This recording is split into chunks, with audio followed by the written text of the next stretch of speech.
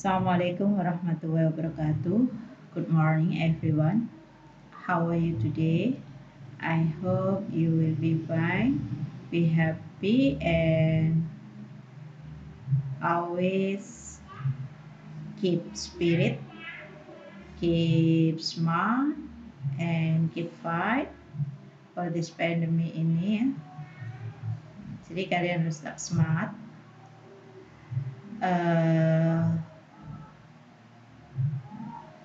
Tetap jaga protokol kesehatan,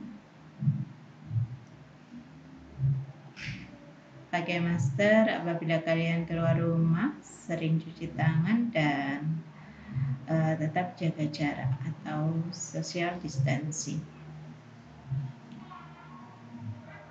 Okay, welcome to our class.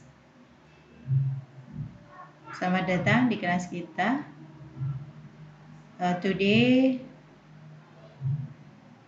our material is habitual action and general threat.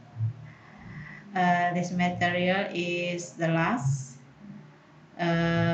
in semester 1 ya. Jadi materi ini adalah materi terakhir di semester pertama kita.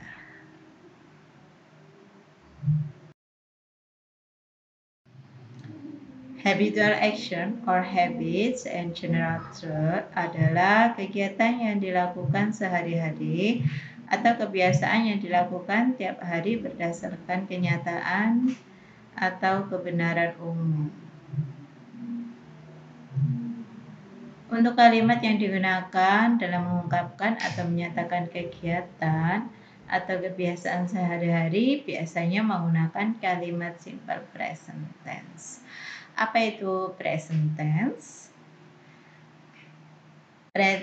Present tense merupakan tenses bahasa Inggris yang digunakan untuk mengekspresikan aktivitas atau kegiatan yang menjadi rutinitas berulang-ulang pada masa sekarang. Simple present tense sendiri menggunakan bentuk pertama dari verb atau kata kerja atau bad infinitive ya. Jadi kapanpun kamu menemukan kalimat simple present tense, maka kamu harus menggunakan bentuk pertama dari verb atau kata kerja bentuk pertama.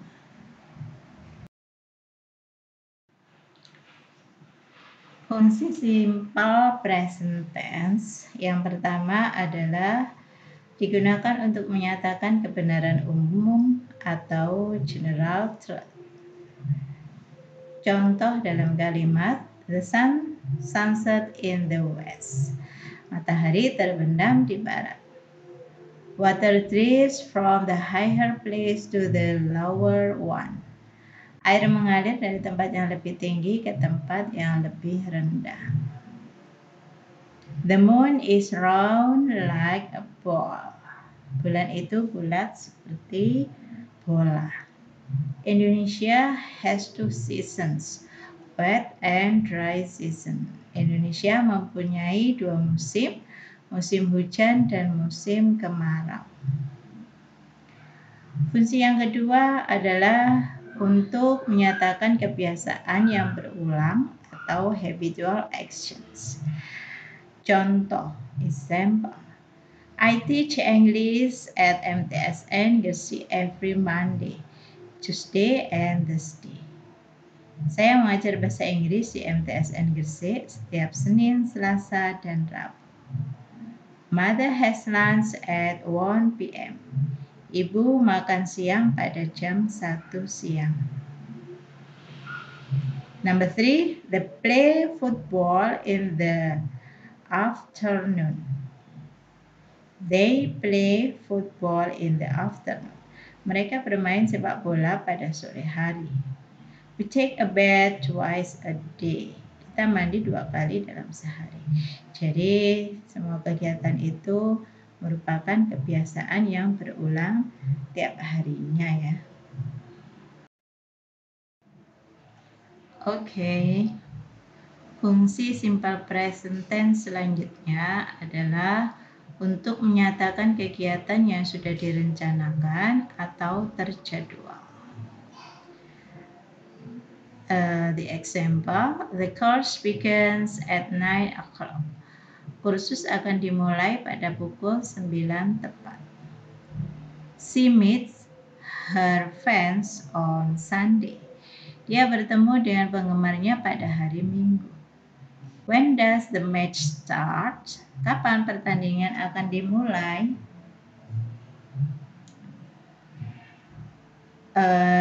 Nomor selanjutnya digunakan untuk menyatakan kegiatan yang terjadi sekarang.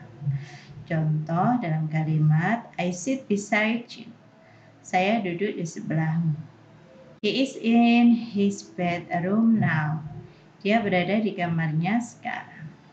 They have much money. Mereka mempunyai banyak uang.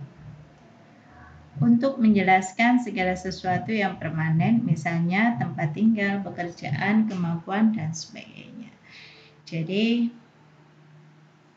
fungsi yang terakhir adalah untuk menjelaskan segala sesuatu yang tetap ya, yang permanen, misalnya tempat tinggal, pekerjaan, kemampuan, dan sebagainya. Contoh, my uncle lives in Garut. Pamanku tinggal di Garut. I work as a teacher. Saya bekerja sebagai seorang guru. Simple present memiliki dua bentuk kalimat, yaitu kalimat nominal dan kalimat verbal. Apa itu kalimat nominal? Kalimat nominal adalah kalimat yang di dalamnya tidak terdapat verb atau kata kerja, melainkan ada adjektif, noun, adverb, dan lain-lain. Sedangkan kalimat verbal adalah kalimat yang di dalamnya terdapat kata kerja atau dalam bahasa Inggrisnya adalah verb. Contoh dalam kalimat nominal. My mother is happy. Ibuku bahagia. Jadi happy di sini adalah sebagai adjektif ya, kata sifat. He is a handsome boy. Dia adalah anak laki-laki yang tampan. We are in the classroom. Kita berada di dalam kelas. Jadi in the classroom merupakan sebagai adverb. Arman is a doctor. Arman adalah seorang dokter. Jadi dokter sebagai kata benda. Sedangkan contoh dalam kalimat verbal, my father goes to his office by car. Ayahku pergi ke kantornya dengan menggunakan mobil. The cat catch the mouse every day. Kucing itu menangkap tikus setiap hari. Buffaloes eat grass. Kerbau itu makan rumput. They visit their friend every Sunday. Mereka mengunjungi temannya setiap hari Minggu. Untuk rumus atau pola dalam kalimat nominal atau kalimat selain kata kerja atau verbal. Yang pertama ada afirmatif, positif, subject plus to be plus adjective or noun or adverb. Contoh, misalnya I am a teacher at SMP. Saya adalah seorang guru di SMP. Jadi I merupakan subjeknya, kemudian am itu sebagai to be, a teacher itu sebagai noun, at SMP sebagai adverbnya atau kata keterangannya.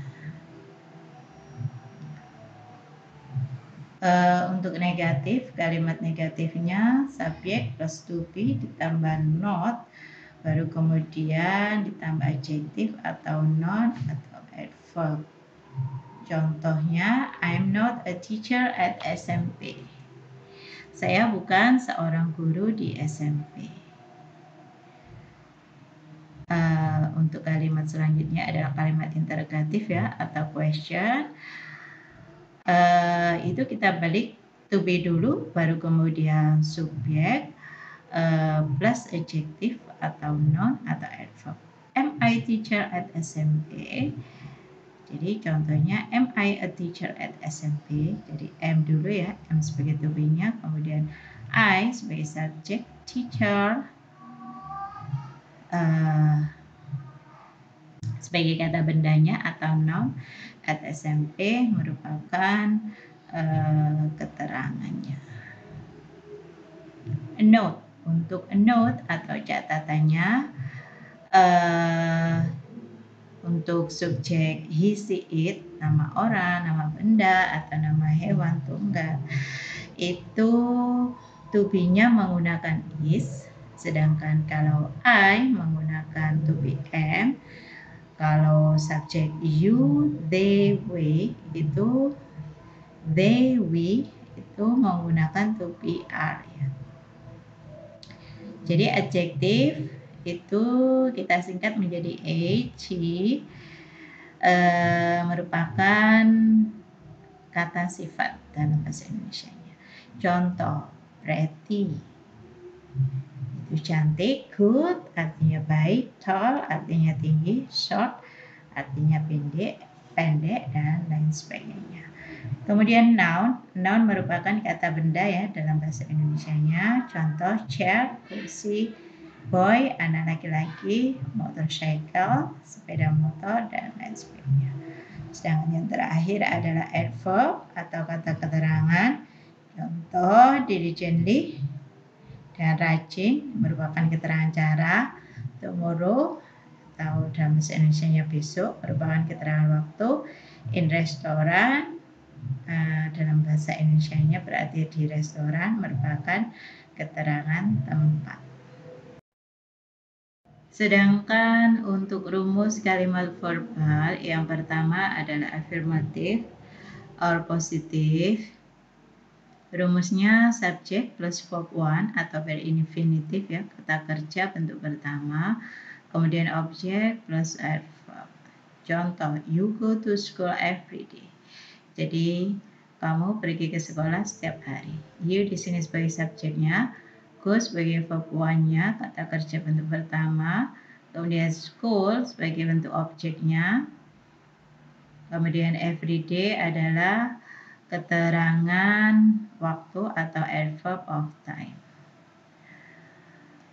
Untuk kalimat negatif, rumusnya subjek ditambah auxiliary ya, kata bantu do or does, baru kemudian not, plus verb one, plus objek, baru adverb.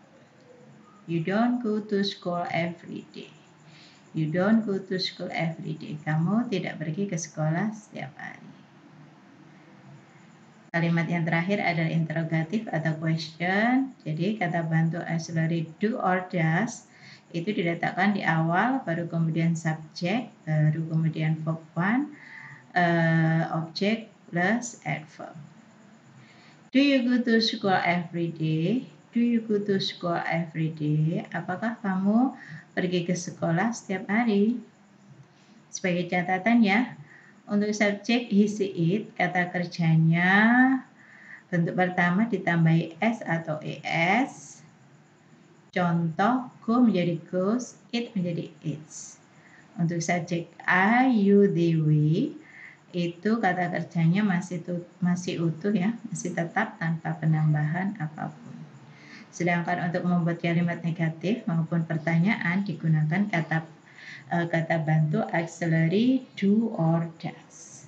Untuk subjek he, she, it, kata kerjanya tanpa s atau es di dalam kalimat negatif maupun pertanyaan ya. Jadi untuk kalimat negatif dan pertanyaan kata kerja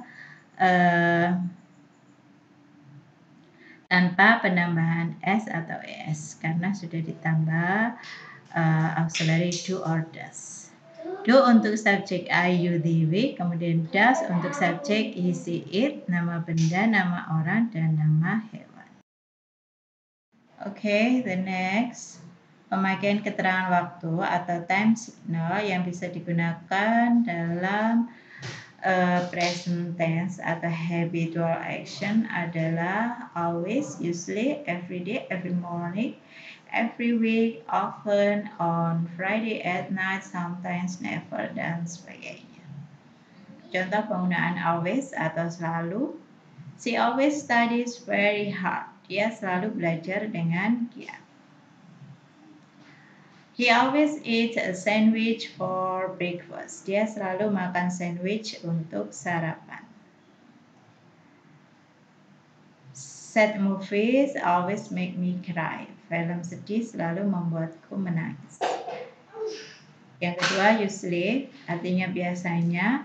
Fanny usually says hello to Betty. Fanny biasanya menyapa hello pada Betty.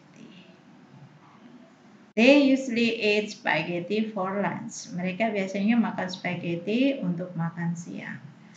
We usually sit at the back. Kami biasanya duduk di sebelah belakang. Untuk time signal selanjutnya atau penggunaan keterangan waktu yang digunakan dalam present tense atau habit action adalah sometimes, artinya kadang-kadang. Contohnya, I sometimes swim in the sea. Aku kadang-kadang berenang di laut. Diam sometimes makes trouble. Diam kadang-kadang membuat kesulitan. We sometimes sleep on the floor. Kami kadang-kadang tidur di lantai. Kemudian ada often ya, artinya sering. Contoh dalam kalimat, Gio often travels by trains. Gio sering bepergian dengan kereta api. He often wears a coat. He often wears a coat. Dia sering mengenakan mantel. My sister often plays with dolls. Saudaraku sering bermain dengan boneka. The next, ada seldom, artinya jarang. Contoh dalam kalimat, I seldom drink coffee. Aku jarang minum kopi. Nugi seldom checks the engine. Nugi jarang memeriksa mesin itu. Siska seldom washes her clothes. Siska jarang mencuci pakaiannya. Dan yang terakhir adalah never atau tidak pernah. Contoh, dia never borrows anything from me. Dia tidak pernah meminjam apapun dariku. They never hurt me. Mereka tidak pernah menyakitiku. You never agree with them. Kamu tidak pernah setuju dengan mereka. Baiklah anak-anak, semoga kalian paham ya dengan penjelasan tadi mengenai simple present tense dalam habitual action or general truth. Semoga ilmu kalian semakin bertambah, semakin luas wawasannya ya mengenai penggunaan simple present tense. Okay, thank you for your attention. Belajarlah dari seekor lebah yang giat bekerja dan siap memberikan madunya atau kebaikan dan manfaat untuk manusia. Jangan meniru seekor lalat yang kesana kemari menebar kotoran atau penyakit untuk manusia lainnya. See you next time. Bye-bye. Assalamualaikum warahmatullahi wabarakatuh.